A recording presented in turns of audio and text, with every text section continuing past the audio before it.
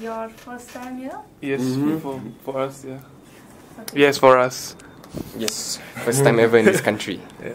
as a band or otherwise. Yeah, a lot of rehearsing. We haven't rehearsed in a while, and hopefully sightseeing, and just general hanging out. And food. Good times. Eating. Yeah. Eating, a lot of eating. Good food. Tea. Coffee. Try not to Coffee. get sick. Yeah, that's another big aim. We'll see. Tell us the significance of the band name and how you pronounce it correctly. I pronounce it Xanadoo. Good question. And yeah, I guess we chose it. We chose it mainly because of the X, but I mean the meaning is Kublai Khan's kind of Winter Palace or something like that. And of course, there's a bunch of like Olivia Newton-John movie. It was one of that, and then something to do with Citizen Kane. But in terms of like the meaning, really is just because of the X. We like the X. We thought it would stand out. Yeah. Have you seen any kind of evolution in terms of the band and the sound and how y'all have grown since then? We've gotten lazier. Yeah. Our songs have gotten a lot shorter. It's more to the point. I think when we first started out, we were just trying to stick to the conventional song structure, and but as time moved on, we got more influenced by crossover, punk stuff, and so now the songs are shorter, more to the point, and just faster, crazier, and just more fun. I think compared to our older stuff, we're having a lot more fun now. Mm-hmm. Yeah. There's a lot less thinking when you're playing. You know, just kind of just playing fast and not having to worry about complicated notes or whatever. Yeah, I can't see it happening. I don't know. Yeah. We'll always play whatever is just natural. And I mean, it feels good to play this music, so we'll just keep doing it. Yeah. Seems fun. The metal scene there has been around since the 1970s, and it used to be very cool because the government had banned metal. Like at a point in time, if you had long hair in Singapore, they wouldn't let you stand in a government queue and that sort of thing. So it's come from that stage where you had to get your vinyls from an illegal container shipment. Like they used to go to this certain place, a container would come in with vinyls and people would get the music from them. And that was in the late 70s, 80s. And in the 90s, like when bands released a single or stuff in Singapore, you could have like 10,000 tapes sold over a weekend. So it's a really rich history of metal in Singapore, and you have really great bands like Impiety, Rudra, now there's Wormrot as well. So we have that thing going on for us. But like all scenes, you have your ups and downs, because we are all, like, the metal community is organic, right? So sometimes you'll have like a very high, big festivals with a lot of turnout, and when we started out in like, when we were 16 and 17, there were shows of 200, 300 people, and then you came down to shows where it's like one show a year, two shows a year. But it will never completely die out. Like, that's the great thing about metal we have seen. So right now, I think it's back on the rise. And because we have things like ARMY as well, so that puts a dent into things for us in Singapore. Like, you are a metalhead, you have a band, and then suddenly 2 years you go to national service and that sort of thing, and that makes things hard to organize gigs or go for gigs and stuff. So those kind of things play into it. But I think it's a really great scene, and we're really lucky to be from Singapore to be able to pursue it.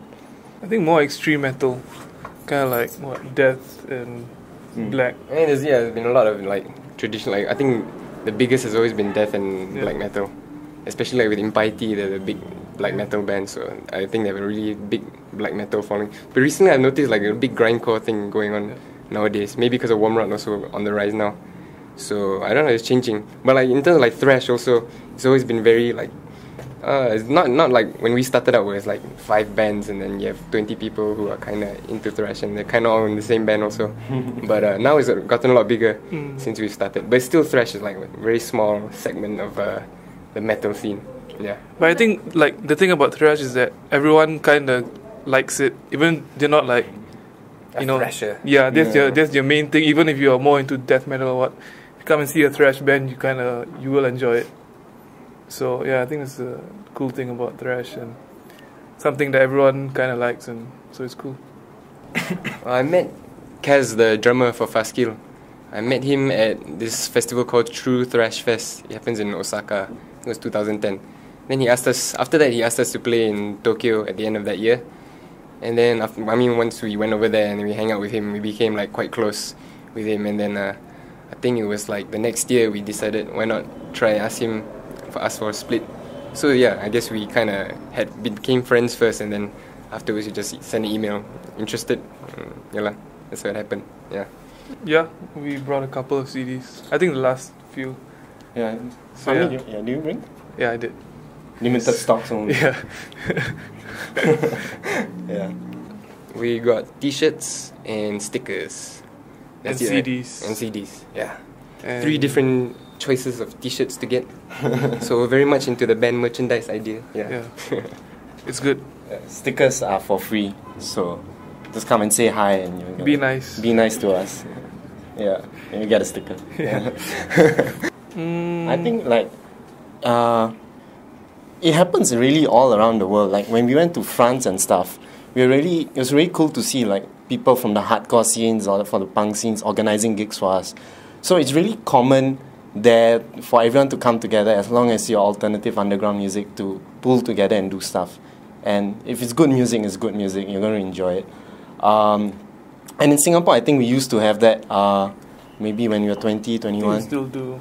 Still do? Yeah. Yeah. Oh yeah, we just had a... Yeah, we just I do feel like even in Singapore you do have like an artist kind of, there will be like an art exhibition and then with a band playing. That's what you're asking, right? Some kind of thing. Yeah, I think that does happen, like, but it's kind of rare.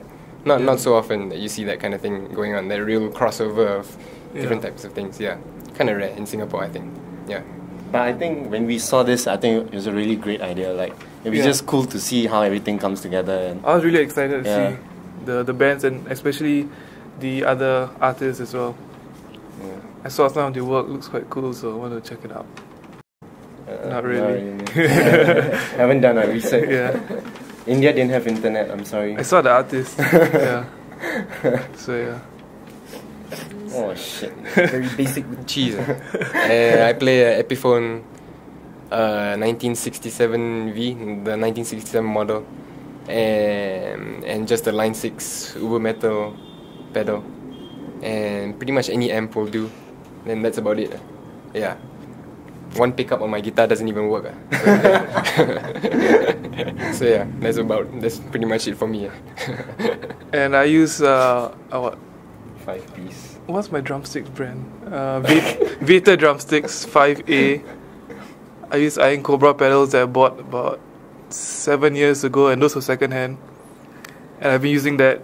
And I have a 5-piece Pearl Forum kit. That I bought a couple of years ago, and I've been using that. So as long as I've got something to hit, it's good enough for me. So I have a LTD Warlock. I don't think it's in production anymore. It's a really good bass. Like for the price I got it at, the sustain and stuff is really good. I really enjoy playing it. 24 fret, maple wood, really nice guitar. No regrets getting it. I totally love the guitar.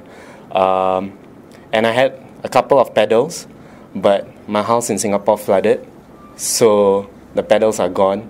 Flooding is not an India problem, it's a worldwide thing. So, my pedals are gone, I can't use it for this show, but mainly what I try to get from the amp is a scoop sound. Zach sets up first and I just try to complement his sound as best as I can with what I have there.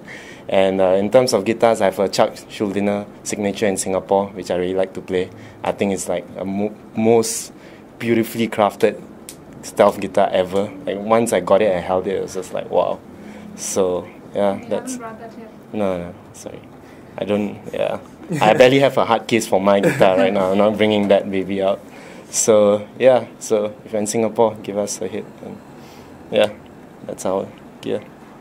Me and Zach use the Turtle triangle picks. Oh yeah. Yeah, which only we get in the US now, because, we can't find it anywhere else except in the US, and we have to order it online. So will you be throwing it out to the audience? If you're nice. If you mosh hard, you get a pick. Yeah, sure, why not? Probably en route to that, having a boring day job. But right now we're all students, so I guess our full-time job is being a student and then playing music on the side. But even like as we are right now, I'm actually living in Canada. I don't live in Singapore. So even the band itself, we only meet up during the summer whenever I'm back home in Singapore. So only like 3 months out of the year at most. So it's really a part-time thing, this thing. whenever we get the chance. We'll see. Who knows? We haven't really Yeah. talked about it. We just kind of do this for fun, and like it's not like we have to do this or we have to not do this. So if we're all in Singapore at a certain time and we can do shows or rehearse, then we'll do that. If we're not, then we're not. So yeah. Yeah, I think it's pretty hard to have a full-time day job in metal. Like, even Cannibal Corpse was like cutting pizzas at one point in time, and we're talking about the greatest death metal band. So it's going to be pretty hard to have a day job and still play metal and enjoy it. And especially in Asia, where we haven't really come together for one touring circuit. I mean, if we could do that one day, the beginnings of it, which are now like bands are going through India and Southeast Asia. If we could do that for like underground bands, someday that might be cool. But right now, I don't think it's feasible for anyone in Asia to really do that. A very few handful people will do that. So, but it's good in a way because you're still free to express yourself. It's not your bread and butter, so you don't have to listen to the labels and say I have to put out a CD in 1 year or 2 years or something like that. You can just do it as and when good material comes up. So that's a plus point of it. You are not bound or enslaved to anything or anyone. So I think it works out for the best. Check out Bloodstone. We've known those guys since 16, secondary school days. They are a thrash band also. And I mean, then also like Impiety, Wormrot, especially I think Wormrot is fucking amazing. Like grindcore, really intense stuff. Snaggletooth. We just saw them for the first time live, and yeah, like Motorhead. I love them a lot. Very fast stuff, yeah. Inepsy style. I don't know, punk metal thing. DFK? Die Fallen Kingdom, this band. Another band called Sanity Obscure. And Dumb Interest, sure. And A Silent's very good. I like A Silent. It's grindcore, death metal sort of thing. Really good band. It gives you that kick in the morning if you listen to it. Everyone knows Rudra here. And who else? I feel like I'm missing out someone. Xanadoo. Check out Xanadoo. Thanks. Oshego's good. Oshego's really good. Like Middle Eastern feel sort of death metal. Really talented bunch of guys. Absence of the Sacred. Yes, that is a very underrated band. My Mike Priest, he used to run a store back in Singapore. I feel he's like I feel his songwriting is like probably one of the best in Singapore. It's mellow death, and that was a really good band. And yeah, I think that's about it. we're planning on recording hopefully next month in like mid to late August, probably mid. Yeah, we've written maybe like 2 or 3 new songs. So it actually all depends on whether Shiva can learn it in time. So because we haven't even jammed in a long time, Yeah. so it kind of depends on that. But yeah, we're planning on trying to release like at least 1 or 2 splits in the future, very near future. Yeah. Who are the bands you're There's one split with a Czech hardcore band, and there's another split with a local band, Global Chaos. And what's the other band? Global Chaos. Global Chaos. Okay. And actually, before that, we've got a live CD coming out Yeah. that we recorded on tour in Vigo, Spain last year. So it should be out in hopefully 1 month or 2 months. So it was from that tour, and one of the shows we recorded They the had a full live show. recording of the Yeah. full show, and the sound was really good. Yeah. And it's really an amazing show. Like, we just had so much fun during the show. Yeah. It's just drunk people coming singing along in your face. So we decided to just release it as a CD, and I think that'll be coming out really soon. Yeah. Yeah. I love it. Yeah. I love vinyl. Yes. Tapes are cool too. I like collecting them, but I really love vinyl. Yeah, words can't express how much I love vinyl. But yeah, for sure. And one day, hopefully, Xanadoo will get to release something on vinyl. I haven't got the opportunity yet, but yeah, definitely. Yeah. I like vinyl as well. I like artwork as well, cover art, and so I like holding up a 12-inch piece of art compared to a whatever size the CD is, or compared to a small thumbnail on your iTunes or whatever.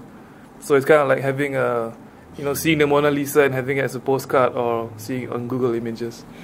So that's the difference. That was good, man. So yeah. Threes have no soul, man. Yeah. That was, Downloading music, downloading files. Yeah. So yeah, I like vinyls, and I still buy CDs as well, just because you can't find some stuff on vinyl. But if I could buy vinyl all my life, I probably would. I think, yeah.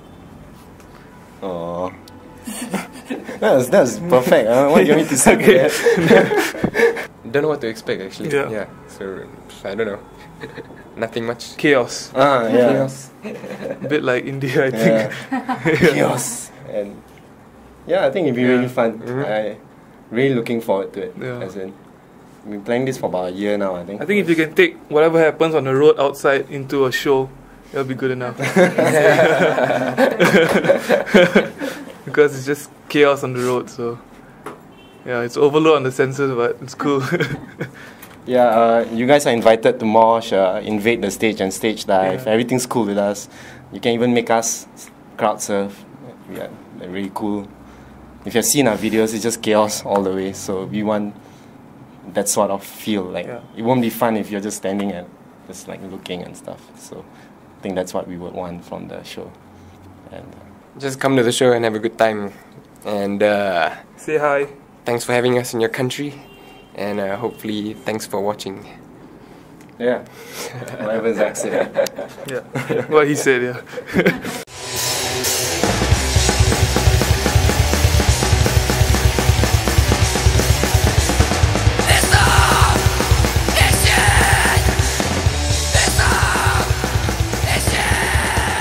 So, hey, you fuckers in India.